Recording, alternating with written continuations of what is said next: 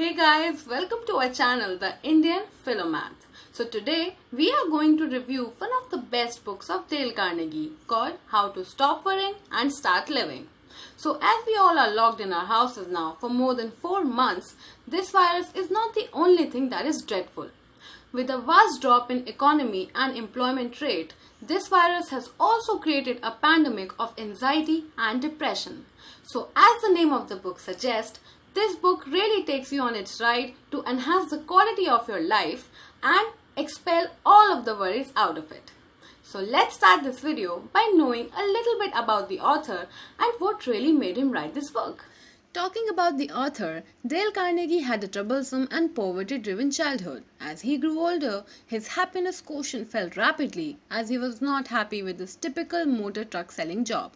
He knew he had everything to gain and nothing to lose, so he left his job and started giving late-night classes to adults on public speaking so that he could follow his passion of writing. As his classes succeeded and his students who were mostly from corporate sectors started getting promotions and increased pay, he noticed that another major problem that people suffered from was worry. So he went to New York's great public library to get a book on worry. He was amused to see 108 books under the title of Worms, but not even 1/9 of it on worry. Isn't it surprising? And the books which were already available weren't enough resourceful for Dale to teach that to his students. Hence, it made Dale to write his own book, and that's how he wrote How to Stop Worrying and Start Living. So now let's talk about why you should read this.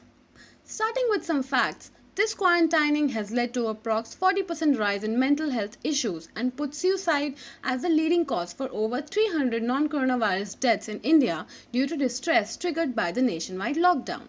With everyone's stress level rising, this is a type of book which is suitable for anyone to read at any time of their lives. If you're looking for something to read or want a break from your trail of fiction or just want to kill some time with some learning, then this is a good pick to start with.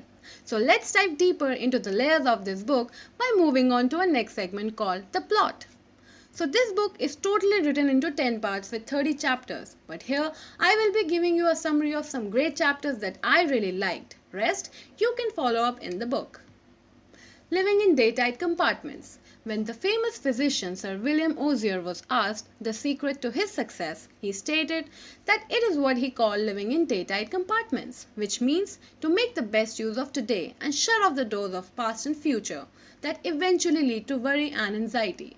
Sir Osier didn't mean by this that we should not make any effort to prepare for tomorrow, but he did convey that the best way to prepare for tomorrow is to focus all of your energy and excitement on doing today's work, because that is probably the best way to prepare for future. A magical formula for solving worry situations. This formula given by Willis H. Carrier asks you to do these 3 things to resolve your worry. What worry may do to you. Worry can make even the most solid person ill. Worry can put you into a wheelchair with rheumatism and arthritis. Also causes deadly diseases such as stomach ulcers, high BP, heart failure, kidney diseases, insomnia, and even a tooth decay for most people. Scary, isn't it? A law that will outlaw many of your worries. According to this law, if you're worried about a situation, examine the record and ask yourself, what are the chances, according to the law of averages, that this event I am worrying about will ever occur to me? The author gave his own example that he had a fear that one day he might be killed by being burnt alive and remained so worried about it, and after getting to know about this law, he asked himself that this happened with maybe 1 million or even less than that, so why to worry? It's somewhat a creepy example guys, but make sure to apply this rule in your every part of life and you will definitely get out of worry clouds and enjoy being in reality. Remember that no one ever kicks a dead dog. This chapter tells you how to humorously deal with the unjust criticism in your life that you're going to receive or is currently dealing with it. No one kicks a dead dog here means that no one really criticizes someone who is doing nothing. People who are always trying to pull you down is because you're few levels above them, right? And unjust criticism is actually a compliment in disguise. So when someone criticizes you, then put up your old umbrella and keep the rain of criticism from running down the back of your neck. How to add 1 hour a day to your waking life. So the next chapter tells you how to add life to your days instead of adding days to your life by removing fatigue out of your system. The author explains that fatigue lowers physical resistance to the common cold and other diseases and also makes you vulnerable to the emotions of fear and worry. Fatigue is only countered by being in the state of complete relaxation because in a life full of work and worry, we often forget to relax. Guys, do you remember the last time you relaxed your mind and body and worried not about even a single thing? By the way, fun fact, do you know that the organ we think works endlessly for 24 into 7 into our whole life, that means the heart, also takes a definite rest after each contraction. So beating at a moderate rate of 70 pulses per minute, the heart is actually working only 9 hours out of the 24. Isn't it amazing? What makes you tired and what can you do about it? According to a scientific study, it was proved that if we take blood samples from the veins of a day laborer who is working, it will be full of fatigue toxins and products. But if we take a drop of blood from Albert Einstein's brain, it would show no fatigue product at all. This means that our brain can never actually get tired. In reality, worry, tenseness and emotional upsets are three things of the biggest causes of fatigue. And this chapter will wonderfully teach you how you can ease up your muscles and relax a bit.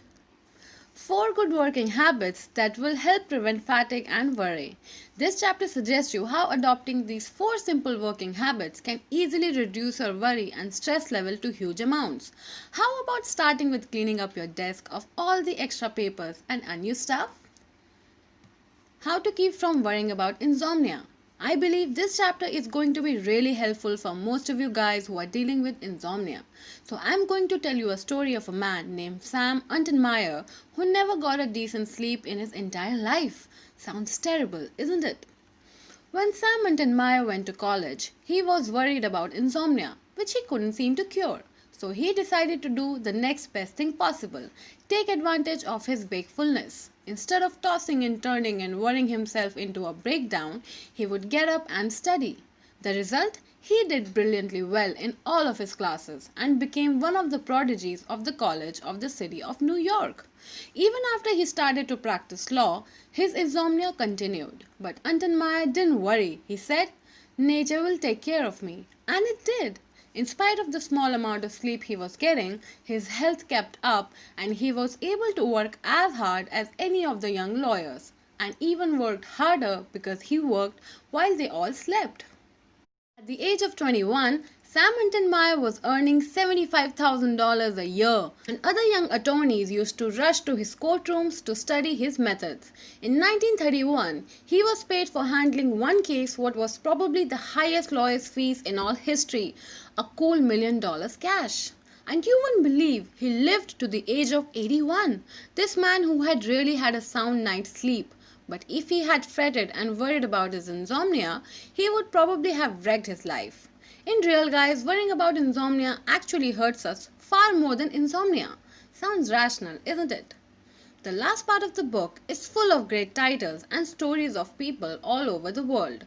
You might relate to these, and who knows, some of you may find the solution to your problems as well.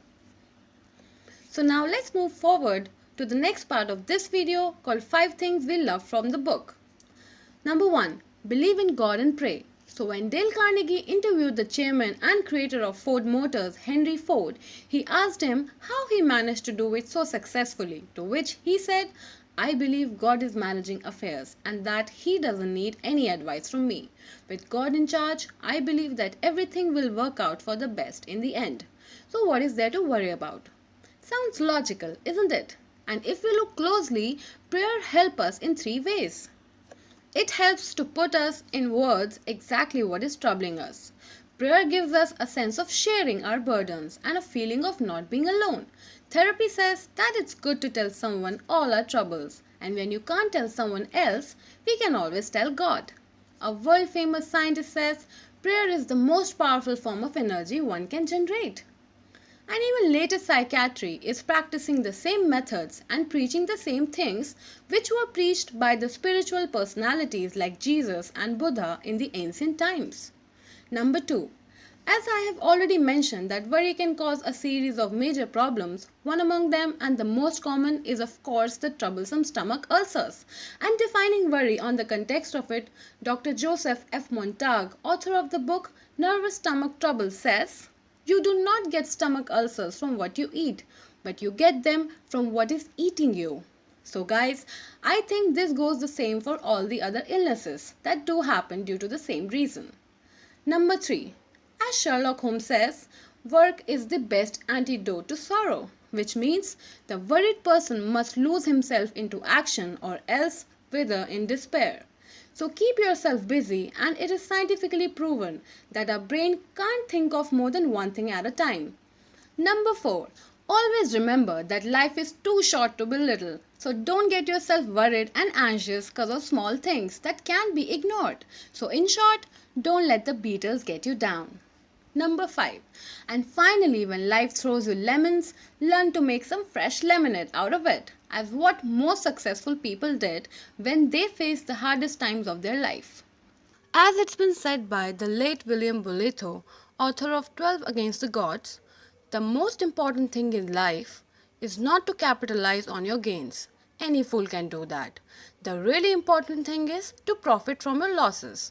That requires intelligence and hence makes a difference between a man of sense and a fool. Now talking about my point of view, I have read this book twice. First when I was 17 and now during this pandemic.